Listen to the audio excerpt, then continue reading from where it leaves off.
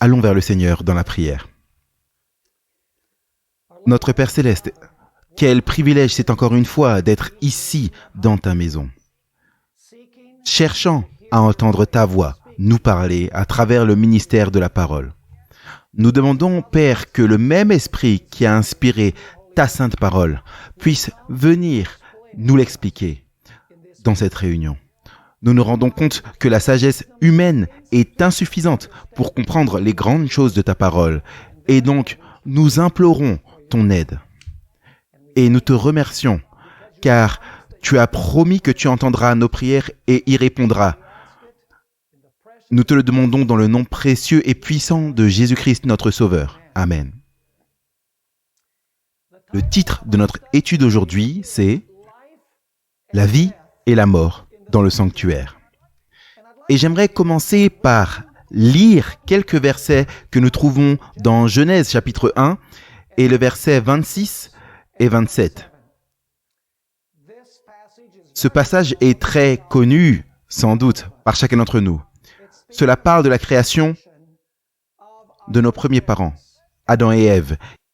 Il est dit ici dans Genèse 1, verset 26, « Puis Dieu dit, faisons l'homme à notre image, selon notre ressemblance, et qu'il domine sur les poissons de la mer, sur les oiseaux du ciel, sur le bétail, sur toute la terre, et sur tous les reptiles qui rampent sur la terre. »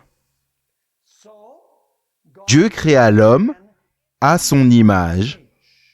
Il le créa à l'image de Dieu. Il créa l'homme et la femme. Il les créa.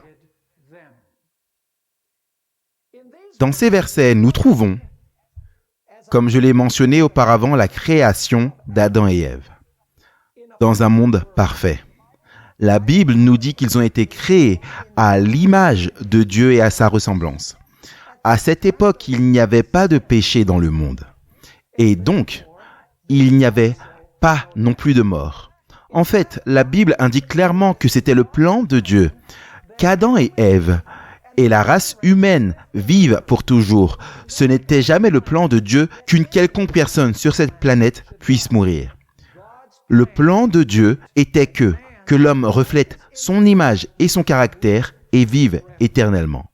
Mais l'homme n'allait pas vivre éternellement parce qu'il avait une sorte d'âme immortelle. La Bible dit très très clairement qu'il y avait un secret à la perpétuation de la vie de l'homme. Vous voyez, Dieu a placé dans le jardin d'Éden un certain arbre.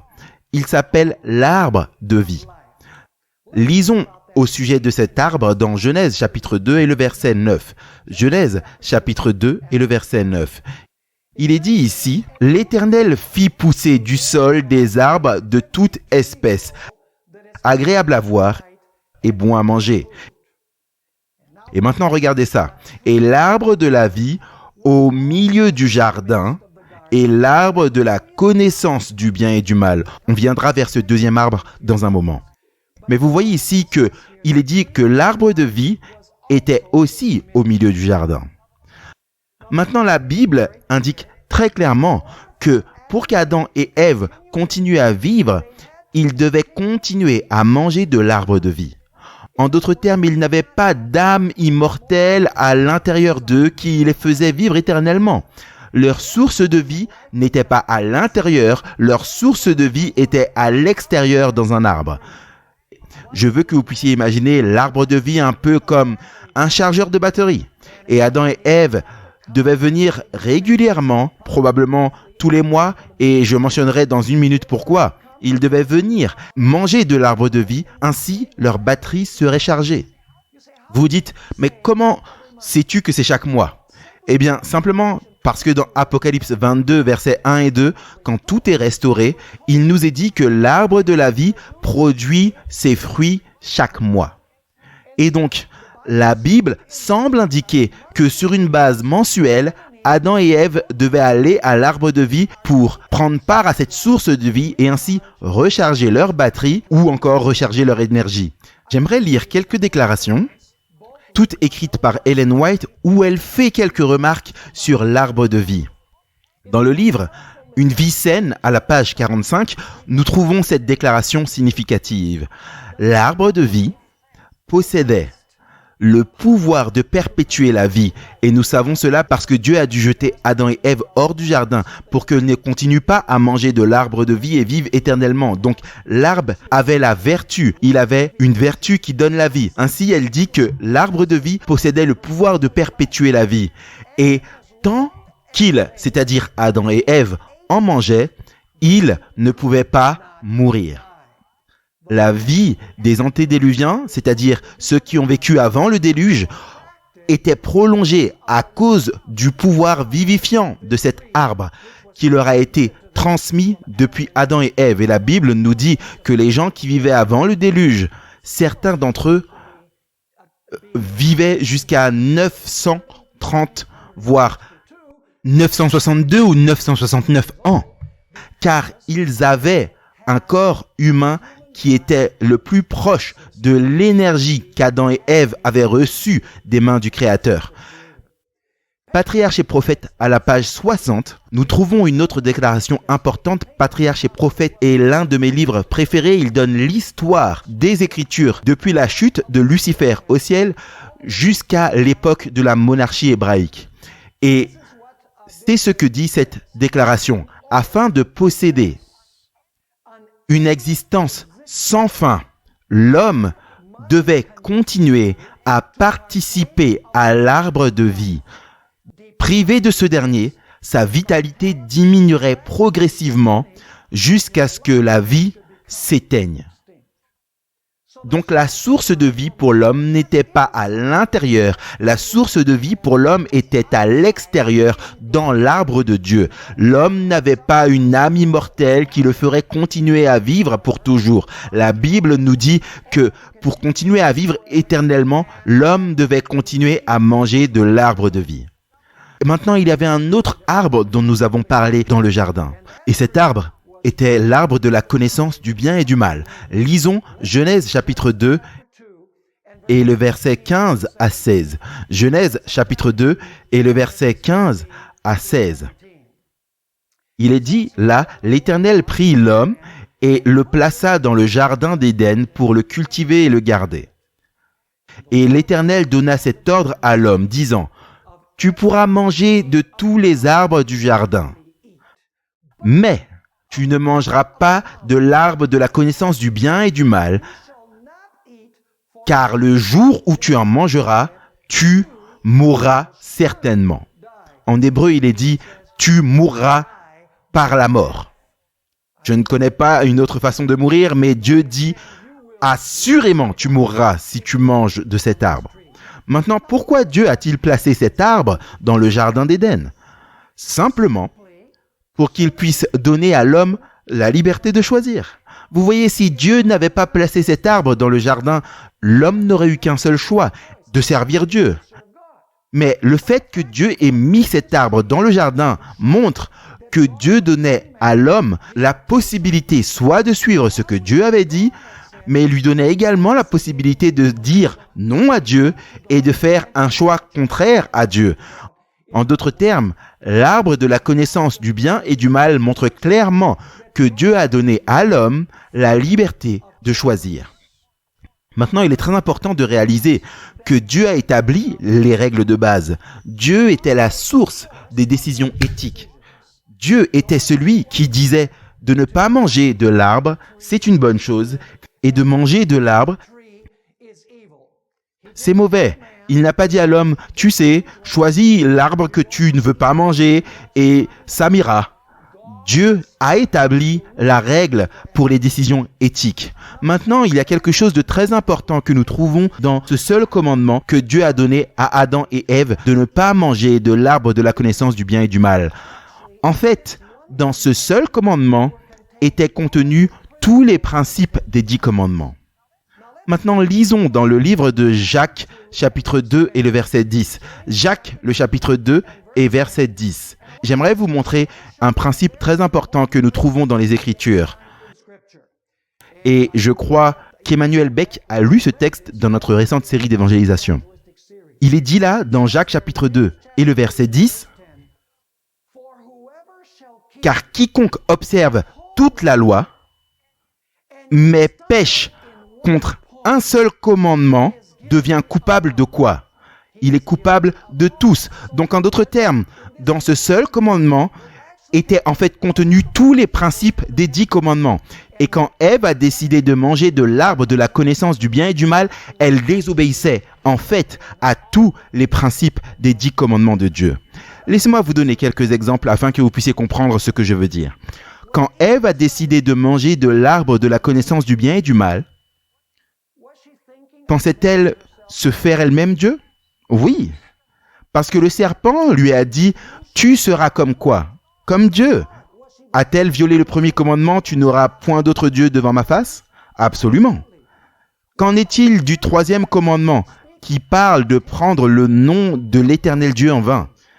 Était-elle en train de prendre le nom de l'Éternel Dieu en vain? Oui, c'est ce qu'elle faisait. Parce qu'en fait, dans la déclaration qu'elle répond au serpent, elle dit « Dieu nous a dit de ne pas manger de l'arbre ou même de le toucher. » Dieu n'avait pas dit qu'il ne pouvait pas toucher l'arbre. Dieu avait dit qu'il ne pouvait pas quoi? Qu'il ne pouvait pas manger de l'arbre. Elle attribuait en fait des mots à Dieu que Dieu n'avait pas prononcés.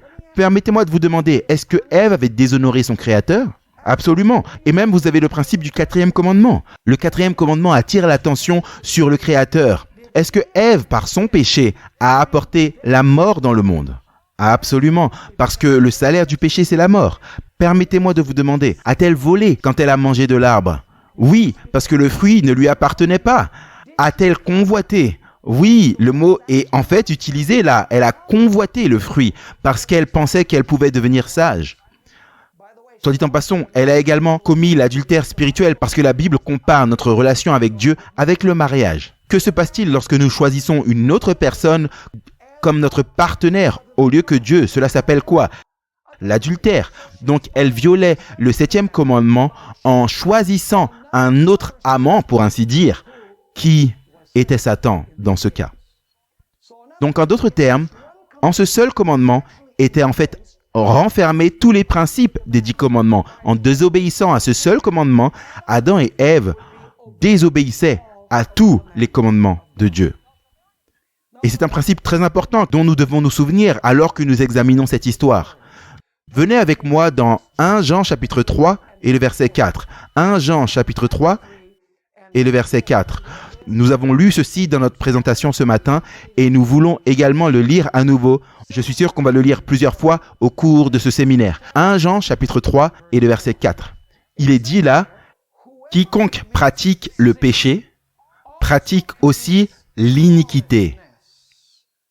Et le péché est l'iniquité. » Dans la version King James, il dit « Le péché est la transgression de la loi. » Donc, permettez-moi de vous demander, y avait-il une loi à l'origine dans le Jardin d'Éden pour qu'Adam et Ève la transgressent?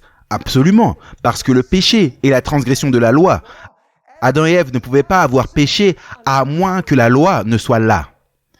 Je veux que vous puissiez remarquer également que Romains 6, verset 23, la première partie du verset de Romains 6, 23, nous dit « Car le salaire du péché, c'est quoi? Le salaire du péché, c'est la mort. » Donc, je veux que vous puissiez remarquer la séquence. Est-ce que Dieu avait un commandement qui contenait tous les principes des 10 commandements qu'il a donnés à Adam et Ève? Oui, tout à fait. S'attendait-il à ce qu'Adam et Ève obéissent à son commandement? Bien sûr. Lorsque Adam et Ève ont choisi de désobéir le commandement de Dieu, c'était quoi? C'était le péché, qui est la transgression de la loi. Et quand ils ont péché, la Bible nous dit que le salaire du péché, c'est quoi? La mort. Il ne pouvait pas y avoir de mort s'il n'y avait pas de péché. Et il ne pouvait pas y avoir de péché à moins qu'il n'y ait quoi? À moins qu'il y ait la loi de Dieu. Donc en d'autres termes, en ce seul commandement étaient contenus tous les principes de la sainte loi de Dieu. Maintenant, nous devons jeter un coup d'œil à la tentation originale d'Adam et Ève parce qu'elle reflète ce qui s'est passé au ciel quand Lucifer a décidé de pécher contre Dieu. Venez avec moi dans Genèse chapitre 3 et nous allons étudier en détail les 6 premiers versets de Genèse chapitre 3. Maintenant, laissez-moi dire que le diable est le maître psychologue. Le diable est l'expert pour jouer au jeu d'esprit. En d'autres termes, il peut prendre l'erreur et la faire apparaître comme la vérité. Il peut jouer des tours à votre esprit. La seule protection qu'Adam et Ève avaient était simplement d'obéir à l'ordre de Dieu. Tant qu'ils obéissaient au commandement de Dieu, ils étaient sauvés. Mais quand ils ont commencé à dialoguer avec Satan, Satan a commencé à jouer des tours avec l'esprit d'Ève, et tous ceux qui jouent à des jeux avec Satan finissent toujours par perdre. Maintenant, remarquez Genèse chapitre 3 et le verset 1. Genèse chapitre 3 et le verset 1. Ce que j'aimerais que vous puissiez voir, c'est que Satan essaye d'engager la conversation avec Ève. Donc ce qu'il va faire, c'est qu'il va déformer quelque chose que Dieu a dit. Il va essayer de mal citer Dieu parce qu'il sait que Ève va immédiatement réagir et essaiera de le corriger et dire non, c'est pas exactement ce que Dieu a dit.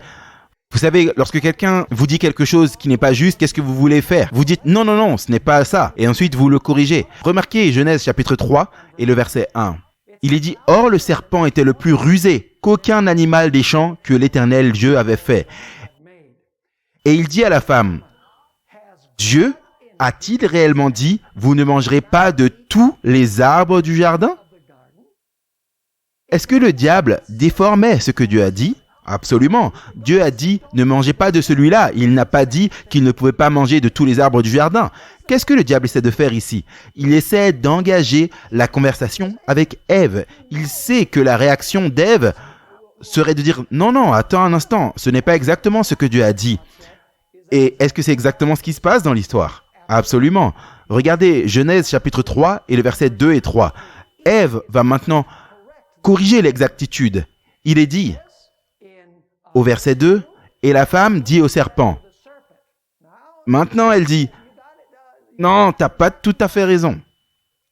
Nous mangeons du fruit des arbres du jardin. » Mais maintenant, elle va ajouter quelque chose que le diable n'a pas évoqué. Elle va ajouter les conséquences que Dieu a dit qui allaient venir s'il mangeait du fameux arbre. Regardez ce qu'elle dit au verset 3.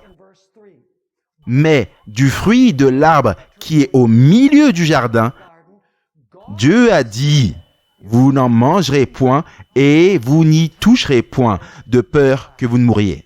Donc qu'est-ce que Ève fait? D'abord, elle corrige l'inexactitude de Satan, puis deuxièmement, elle ajoute une explication de ce que Dieu a dit qui serait la conséquence de leur consommation de l'arbre de la connaissance du bien et du mal. Elle dit, Dieu nous a dit que si nous mangions de cet arbre, nous serions sûrement quoi? Nous mourrions sûrement.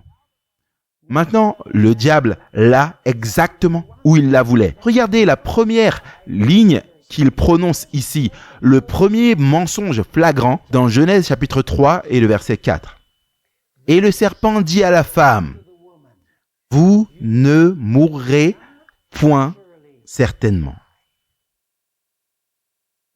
Qu'est-ce que le serpent a dit à la femme? « Vous êtes immortel. » C'est ce qu'il dit. Vous n'allez pas mourir. Maintenant, j'aimerais que vous puissiez remarquer qu'à ce moment-là, Ève souffre de ce qu'on appelle une dissonance cognitive. Laissez-moi expliquer ce que cela signifie. Cela signifie simplement que Dieu a dit une chose et le serpent a dit quelque chose qui est totalement opposé.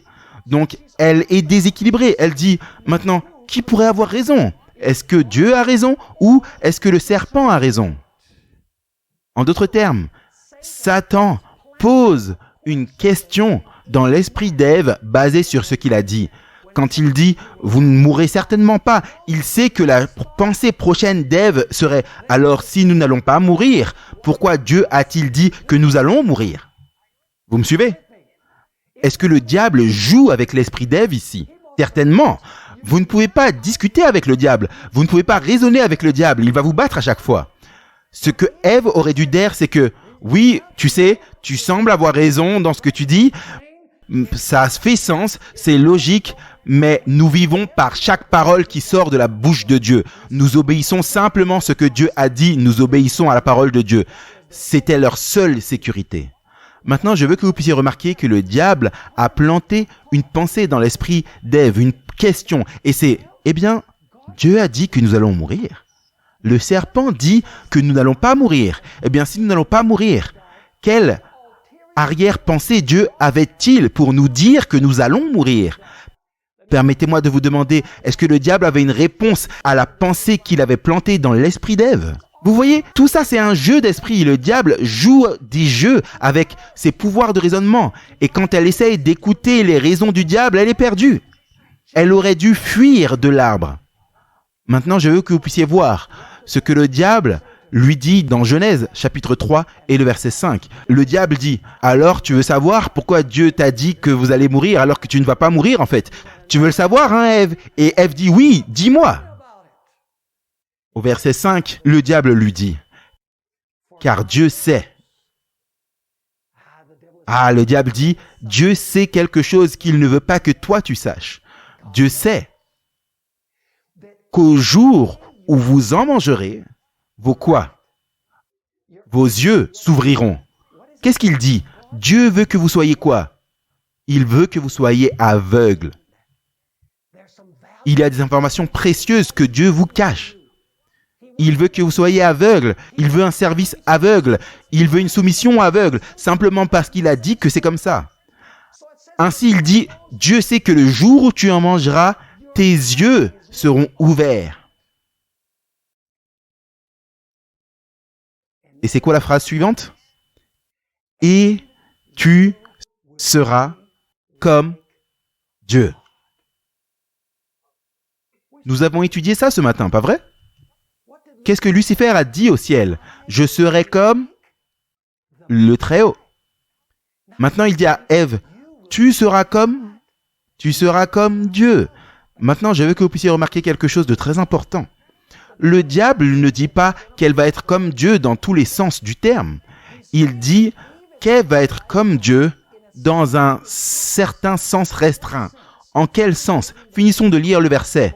Car Dieu sait qu'au jour où vous en mangerez, vos yeux seront ouverts et vous serez comme Dieu. Quoi? Connaissant le bien et le mal. Laissez-moi vous demander, qui est la source de ce qui est bien et de ce qui est mal? Qui établit la norme de ce qui est bien et de ce qui est mal? Dieu le fait. Hors de nous. Dieu a dit, ne mange pas de l'arbre parce que si tu manges de l'arbre, c'est le mal. Le bien signifie ne pas manger, le mal signifie manger de l'arbre. Dieu a établi la règle et bien sûr, dans cette règle se tenaient tous les principes des 10 commandements. Je veux que vous puissiez voir alors que la source des décisions éthiques n'est pas dans Ève, elle est hors d'Ève. Mais qu'est-ce que le diable dit à Ève? Il dit, écoute, tu peux être comme Dieu, sachant ce qui est bien et ce qui est mal, sans avoir à dépendre de Dieu pour qu'il te dise ce qui est bien et ce qui est mal. Savez-vous que c'est le premier individu postmoderne dans l'histoire du monde? Les idées de l'Église émergente remontent jusqu'au Jardin d'Éden. L'idée que vous pouvez être comme Dieu, dans le sens que vous pouvez décider ce qui est bien et de ce qui est mauvais, de ce qui est juste et de ce qui est incorrect, sans avoir à recourir à la loi objective de Dieu et à sa parole, mais plutôt votre propre cœur qui vous dira ce qui est bien et ce qui est mauvais.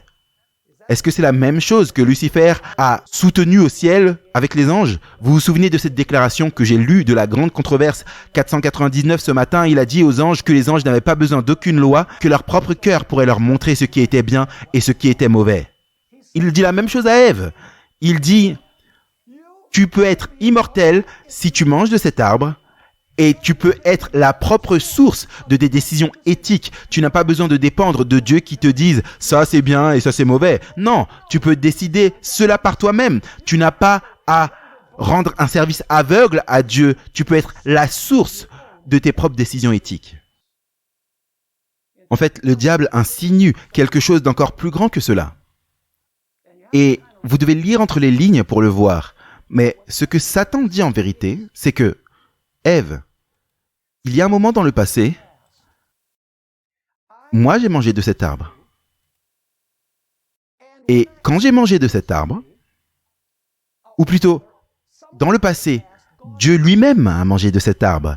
Et quand Dieu a mangé de cet arbre, il a obtenu son pouvoir merveilleux d'immortalité et ce pouvoir merveilleux de distinguer entre le bien et le mal. Mais après que Dieu ait mangé de l'arbre, il ne voulait que personne d'autre n'ait cette capacité. Et donc ce qu'il a fait après cela, c'était qu'il intimidait tout le monde en leur disant « Hé, ne mange pas de l'arbre parce que tu vas mourir ». Mais Dieu savait en fait, dans son cœur, selon Satan, que si d'autres personnes en mangeaient, il aurait des rivaux autour de lui parce qu'ils auraient les mêmes pouvoirs que lui avait. Est-ce que vous comprenez ce que le diable dit ici? C'est une illusion presque parfaitement maîtrisée que nous avons ici. Bien sûr, la Bible nous dit qu'Adam et Ève ont mangé de l'arbre. Genèse chapitre 3 et le verset 6. Il est dit ici, alors, quand la femme vit que l'arbre était bon à manger, je veux que vous voyez comment ses sens sont impliqués. Quand elle a vu que l'arbre était bon à manger, qu'il était un plaisir pour les yeux et que l'arbre était désirable pour rendre intelligent. Laissez-moi vous demander, intelligent dans quel sens? Désirable pour rendre intelligent. Qu'est-ce que le diable a dit? Intelligent dans quel sens? Dans le sens de décider ce qui est bien ou mal pour toi-même, pour rendre intelligent. Il est dit, elle prit de son fruit et en mangea. Et elle en donna aussi à son mari pour qu'il en mangeât avec elle. Et il en mangea. Est-ce que vous comprenez ce qui se passe ici? Et donc maintenant, Adam et Ève ont péché. Ils ont perdu, pour ainsi dire, leur robe spirituelle de justice. Et parce qu'ils ont perdu leur robe spirituelle de justice, quelque chose leur arrive maintenant. Regardez Genèse chapitre 3 et le verset 7. Genèse chapitre 3 et le verset 7. Ici, nous trouvons la première conséquence du péché d'Adam et Ève. Il est dit, et les yeux de tous deux furent ouverts, et ils connurent qu'ils étaient nus. Vous voyez, avant cela, ils étaient couverts d'une robe de lumière, pas de vêtements artificiels.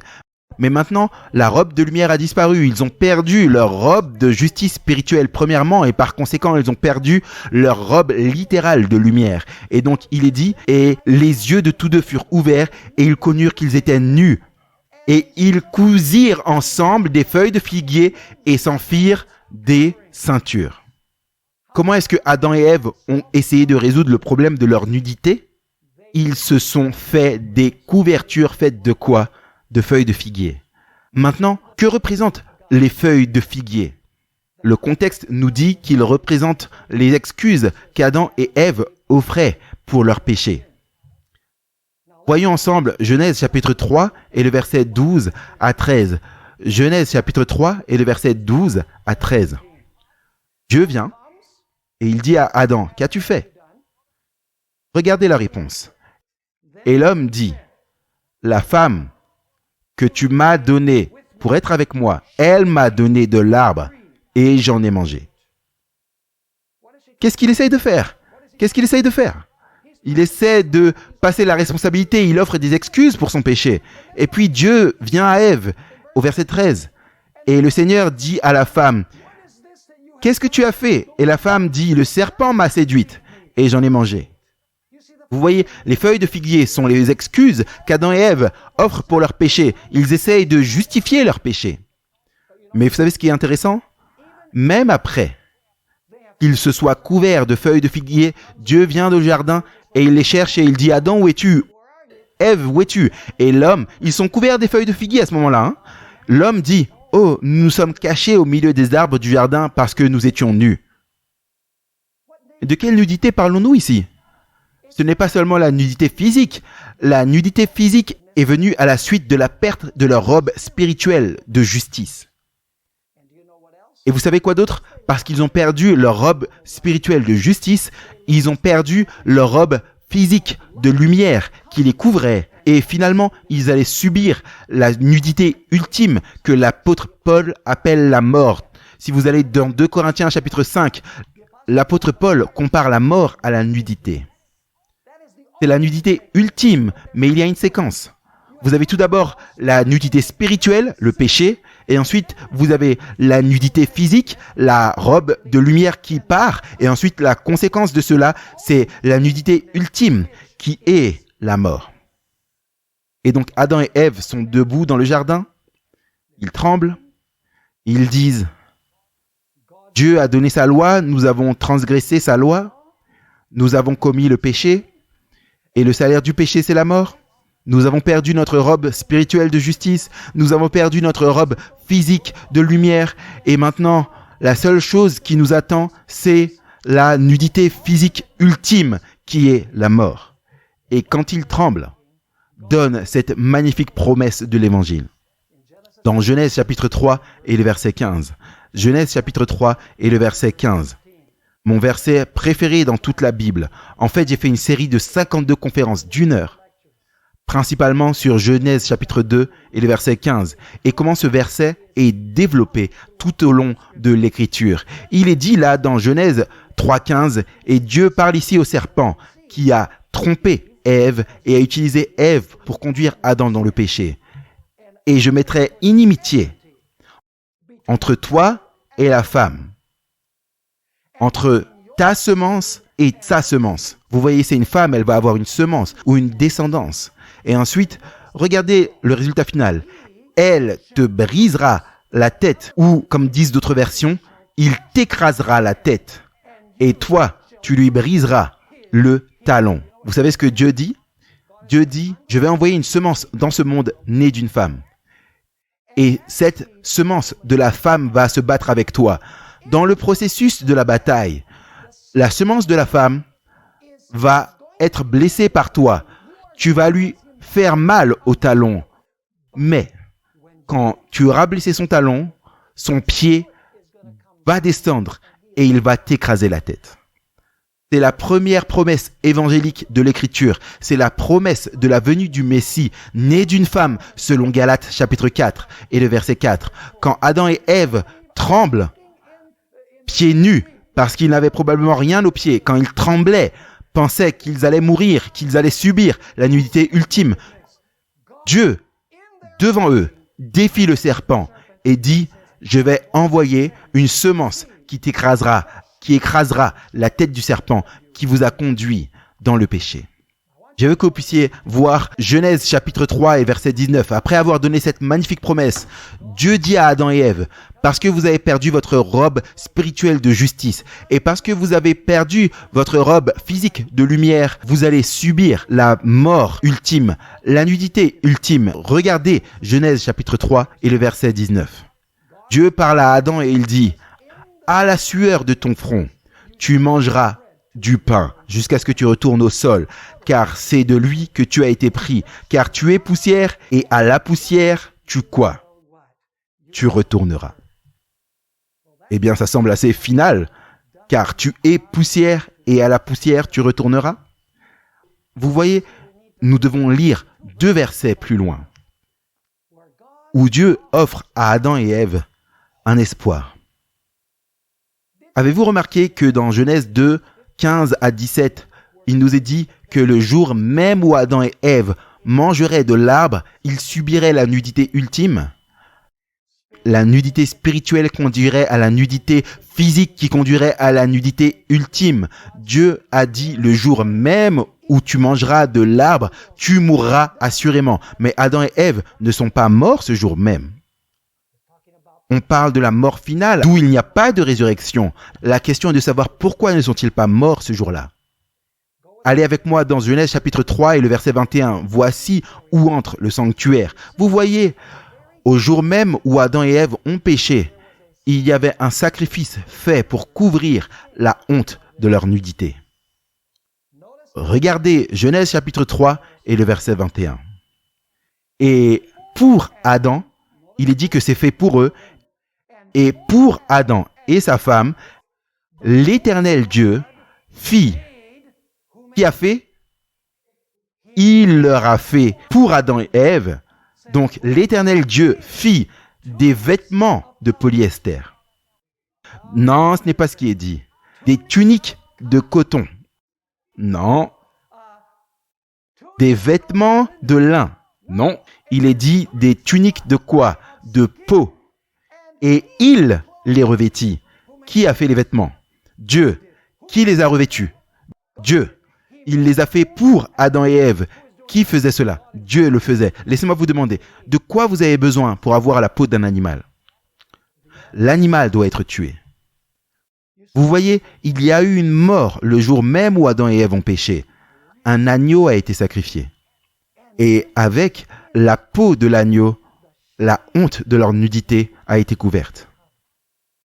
Permettez-moi de vous lire une belle déclaration qui se trouve dans Bible Echo, qui est un magazine qui a été publié le 21 mai 1900. Cela a été écrit par Ellen White, un aperçu profond de ce qui s'est passé ce jour-là. Elle dit « L'instant où Adam a cédé à la tentation de Satan et a fait la chose même que Dieu avait dit qu'il ne devrait pas faire, Christ, le Fils de Dieu, se tint entre les vivants et les morts, disant « Que la punition tombe sur moi.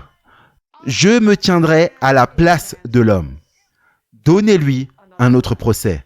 La transgression a placé le monde entier sous la peine de mort, mais au ciel, on a entendu une voix disant « J'ai trouvé une rançon. » N'est-ce pas une déclaration magnifique? Soit dit en passant, elle est soutenue par la Bible, parce que 1 Pierre chapitre 1 versets 18 et 20 nous dit que Jésus a été prédestiné avant la fondation du monde, comme un agneau. Apocalypse 13, 8 dit qu'il a été immolé depuis la fondation du monde. Pas physiquement, mais il a été immolé dans la promesse. Il y avait une promesse de la venue du Messie. En d'autres termes, le jour même où Adam et Ève ont péché, Jésus a dit « Je prendrai sur moi leur peine de mort. Je mourrai à leur place. Je vivrai la vie qu'ils auraient dû vivre. » Et une rançon, ce jour même, a été trouvée.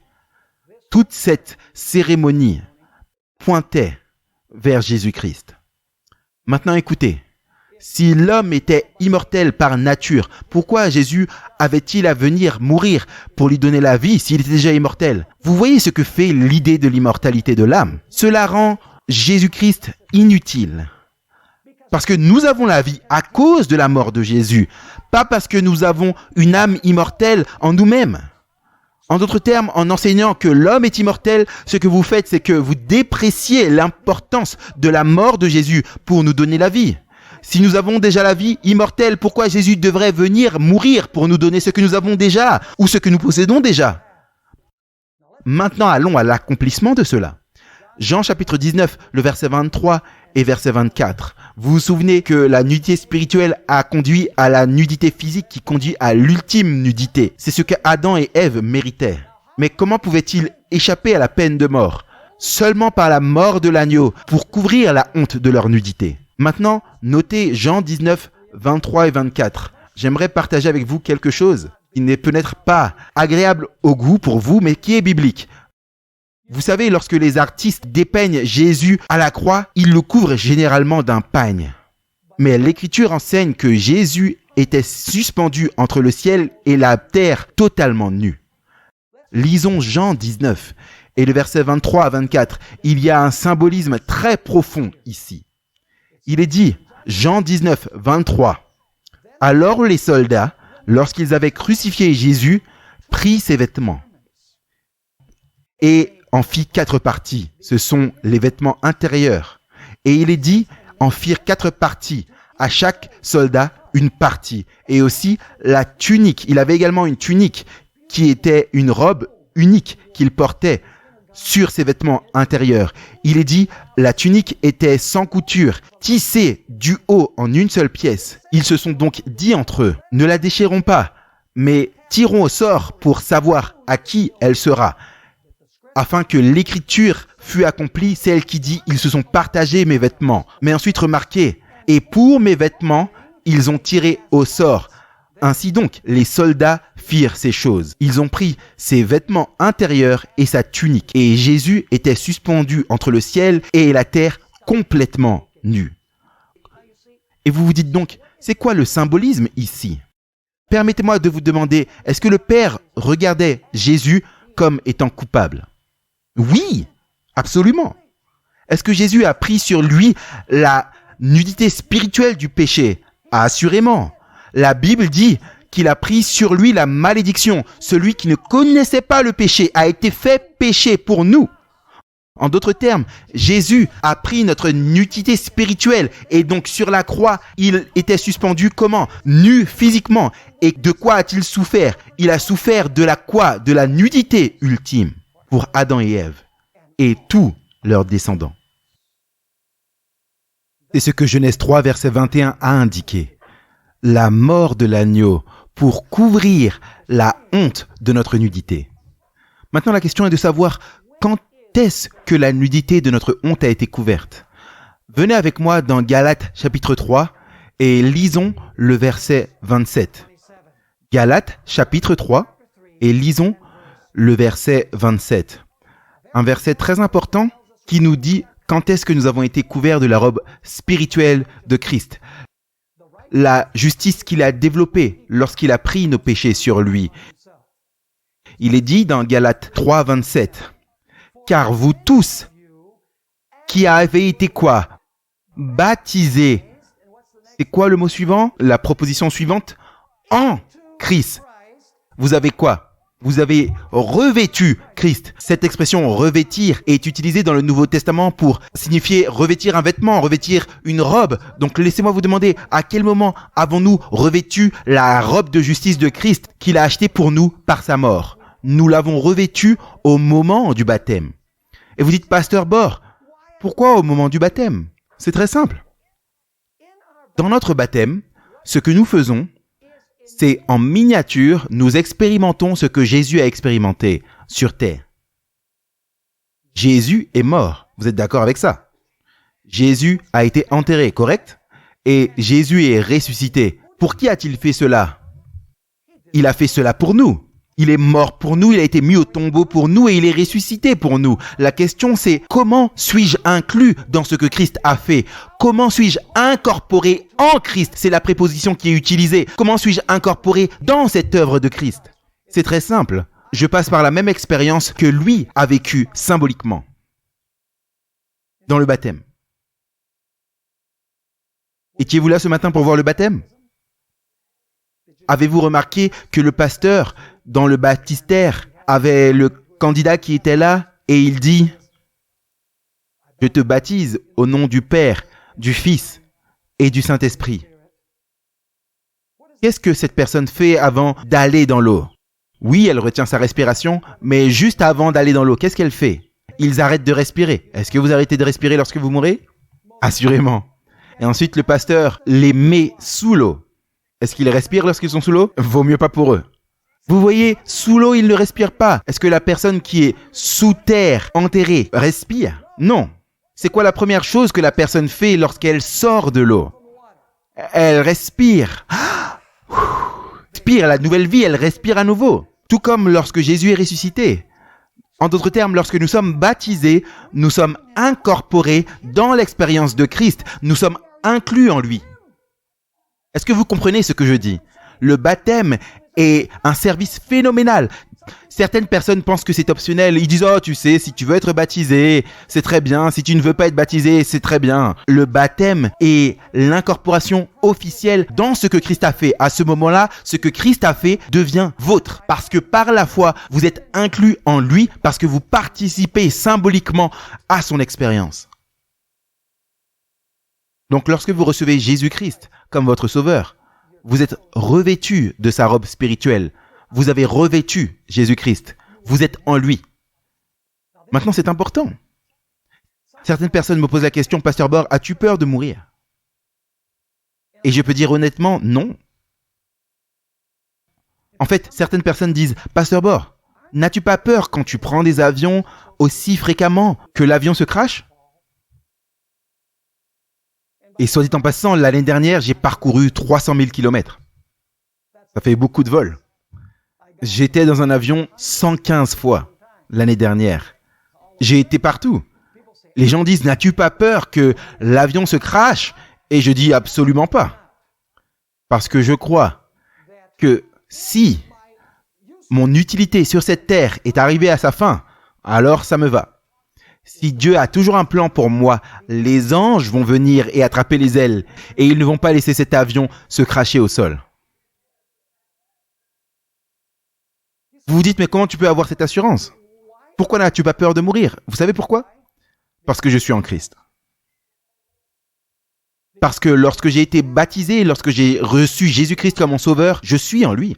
Et Jésus est mort, Jésus a été mis au tombeau, Jésus est ressuscité. Il a pris ma peine sur lui. Lorsque je passe par cette expérience, il prend sa justice et il me couvre de sa justice. Je ne suis plus en moi, je suis en lui. Est-ce que c'est une bonne nouvelle? Ça pointe vers Genèse 3, 21, où l'agneau est sacrifié et la honte de la nudité est quoi? Est couverte. Donc laissez-moi vous poser une question. Où est la source de notre vie? À l'intérieur, dans une âme immortelle, ou à l'extérieur, en Jésus-Christ? Notre source de vie, mes amis, est à l'extérieur, en Jésus-Christ, pas en nous-mêmes. Laissez-moi vous lire ce grand passage de la résurrection. 1 Thessaloniciens chapitre 4. 1 Thessaloniciens chapitre 4 et le verset 15 et 16. Et il y a une petite expression ici que j'aimerais que vous puissiez voir. Il parle de ceux qui sont morts et de la résurrection qui va avoir lieu lorsque Jésus vient. Il est dit ici, « Car nous vous disons ceci par la parole du Seigneur, que nous, les vivants, qui demeurerons jusqu'à la venue du Seigneur, nous ne devancerons aucunement ceux qui sont endormis. Car le Seigneur lui-même descendra du ciel avec un cri, avec une voix d'archange et avec la trompette de Dieu. » Et maintenant, écoutez attentivement. « Et les morts... » Excusez-moi, j'ai pas entendu. Les morts en Christ ressusciteront premièrement. Quand est-ce qu'on est en Christ? Ou bien quand est-ce qu'on a été mis en Christ?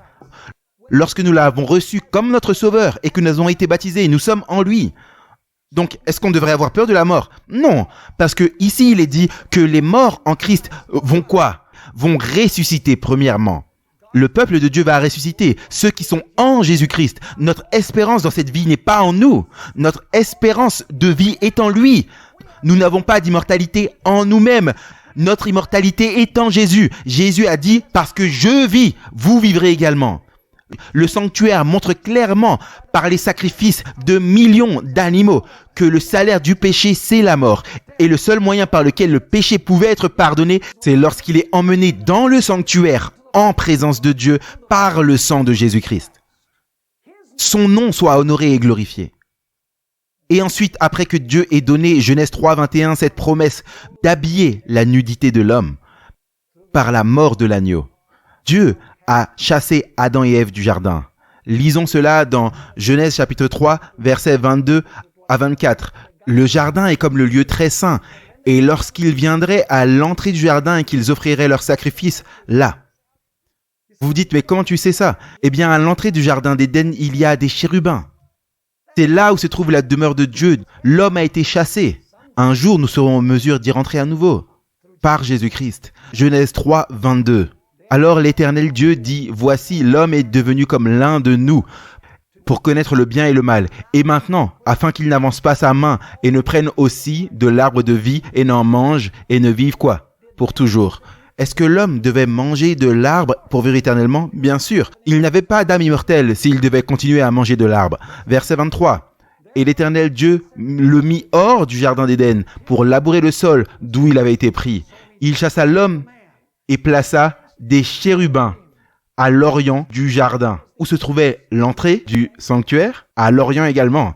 Et donc il est dit, il a chassé l'homme et il a placé des chérubins à l'est du jardin, avec une épée enflammée qui tournait çà et là pour garder le chemin de l'arbre de vie.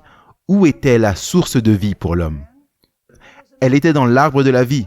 Et que représentait l'arbre de vie? Il représentait la vie hors de nous, en Jésus-Christ. Donc la Bible dit qu'il n'existe pas de pécheur immortel. D'ailleurs, regardons ce que la Bible a à dire sur l'immortalité. 1 Timothée 6 et verset 16.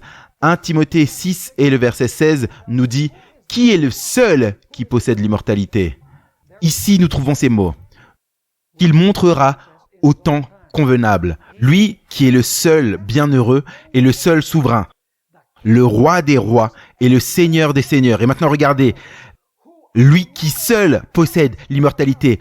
Laissez-moi vous demander, quelle partie de « le seul » vous ne comprenez pas? D'autres versions disent « l'unique qui a l'immortalité ». Donc, qui est le seul qui a l'immortalité? Le roi des rois et le seigneur des seigneurs. Ensuite, il continue en disant « qui habite dans une lumière inaccessible, lequel aucun des hommes n'a vu ni ne peut voir, auquel soit honneur et force éternelle. Amen. » Romains, la Bible nous dit également dans Romains chapitre 2, versets 6 et 7, que nous devons chercher l'immortalité. Si nous devons la chercher, c'est parce que nous ne la possédons pas, parce qu'on ne cherche pas ce qu'on a déjà. Regardez ce qu'on trouve ici dans Romains chapitre 2 et le verset 6 et 7. Qui donnera à chacun selon ses œuvres. La vie éternelle à ceux qui, en persévérant dans les bonnes œuvres, quoi? Cherchent la gloire, l'honneur et l'immortalité. Que devons-nous faire concernant l'immortalité? Nous devons quoi? La chercher. Regardez 2 Timothée chapitre 1 et le verset 10. La Bible est claire sur ce point. 2 Timothée chapitre 1 et le verset 10. L'immortalité n'a été mise en lumière que par l'Évangile. Il est dit là dans 2 Timothée 1 verset 10, mais il parle du plan du salut, qui a été maintenant manifesté par l'apparition de notre Sauveur Jésus-Christ, qui a annulé la mort. Il est dit, il a annulé la mort. Il ne parle pas de la mort physique, parce que les croyants en Christ meurent encore. Il parle de la mort ultime. La mort ultime. Donc il est dit, qui a aboli la mort et qui a fait quoi? Luire la vie et l'immortalité. Par quel moyen? Par l'évangile de Jésus-Christ. 1 Corinthiens chapitre 15, 53 et 54. 1 Corinthiens 15, versets 53 et 54. Clairement, il est dit que l'immortalité doit être revêtue. Si vous devez la revêtir, c'est parce que vous ne l'avez pas naturellement. Il est dit ici, l'apôtre Paul parle de la résurrection, car il faut que ce corruptible revête l'incorruptibilité et que ce mortel revête l'immortalité. Or, quand ce corruptible aura revêtu l'incorruptibilité et que ce mortel aura revêtu l'immortalité, alors s'accomplira la parole qui est écrite. La mort a été quoi? La mort a été engloutie en victoire. Si l'homme est immortel par nature, pourquoi Jésus aurait dû mourir pour lui donner ce qu'il avait déjà?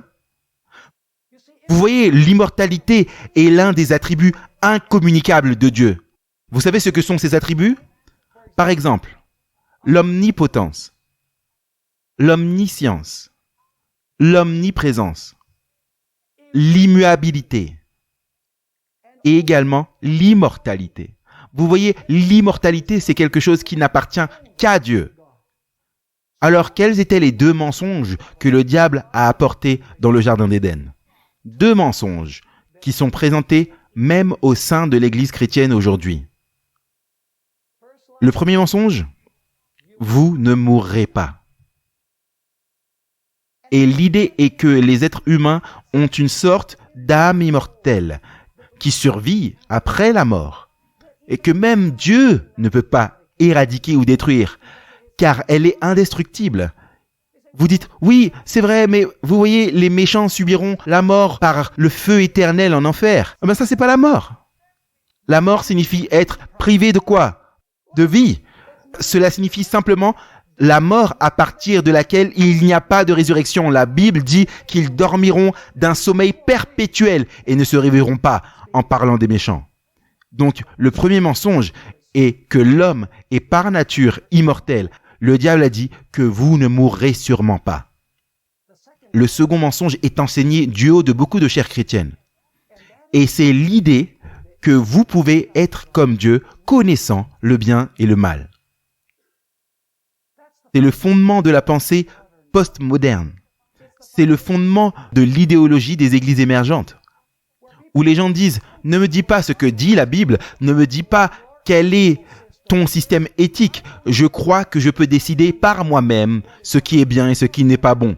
C'est pourquoi dans l'église chrétienne, vous avez des gens qui disent que c'est bien de vivre un style de vie gay, que vous avez des gens qui disent que ce n'est pas bien de vivre un style de vie gay. Et ceux qui croient que vous pouvez vivre un style de vie gay, ils disent « N'imposez pas votre éthique sur moi, c'est ce que moi je crois qui est vrai. » Laissez-moi vous demander, qui est celui qui définit la vérité? Est-ce que c'est quelque chose qui sort de mon cœur? Je connais le bien et le mal, je n'ai pas besoin de faire ce que Dieu dit? Absolument pas. Le bien et le mal sont définis en dehors de l'homme par Dieu. dans sa sainte loi et dans sa sainte parole. Et nous devons vivre comme Jésus a vécu, par chaque parole qui sort de la bouche de Dieu. Seulement de cette façon, nous pouvons être absolument à l'abri des arguments de Satan. Ne discutons pas avec lui. Prenons la Bible telle qu'elle a été écrite et obéissons simplement à Dieu, car la voix de Dieu est toujours la meilleure voix. Le diable voulait que les gens pensent qu'en se débarrassant de la loi, vous seriez vraiment libre, vous seriez émancipé et vous seriez en mesure de choisir votre propre style de vie éthique. Permettez-moi de vous demander, est-ce que cela a marché ou pas? Regardez le monde! Les guerres mondiales, les rumeurs de guerre, la corruption, les vols, les enlèvements, les meurtres. À quoi le monde ressemble-t-il sans la loi de Dieu? Le diable veut se débarrasser de la loi. Et toute église ou tout théologien qui dit que la loi a été clouée à la croix et que nous ne sommes plus sous la loi mais sous la grâce, donc Dieu ne s'attend pas à ce que nous gardions la loi, c'est simplement répéter les tromperies que Satan a prononcées dans le jardin d'Éden. Vous ne mourrez sûrement pas, mais vous serez comme Dieu, connaissant le bien et le mal.